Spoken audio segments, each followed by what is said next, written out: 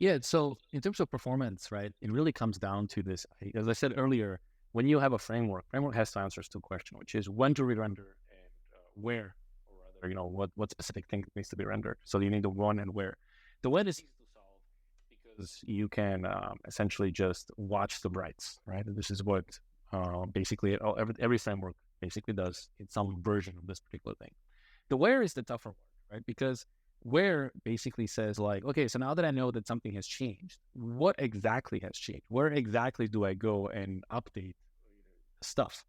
And so the way most frameworks do this is they do some form of change detection, right? Basically, they have a previous state and a current state, and they do some kind of a different computation. And whether you do that different computation on a VDOM or you do it on a expression level, or like Angular and Svelte does, I think that's kind of an implementation detail. The point is you have to do that computation of before and after.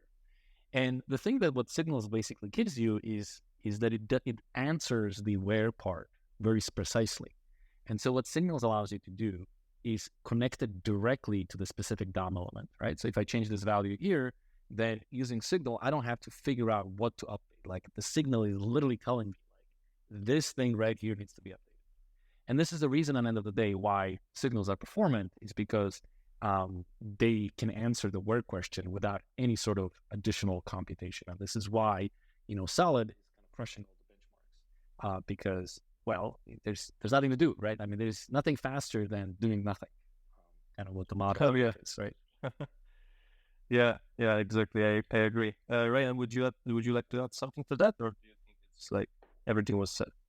Yeah, I mean that that's the thing, right? Like, well, I sometimes talk about this, and it surprises people, is that effects in Solid are kind of, and even Solid itself generally, really has no concept of the DOM. Yeah, like it's not just that there's like no virtual DOM. It's just like there's no DOM. Like we do a JSX transform that makes some like create element calls essentially, but like the reactivity actually has no concept of DOM.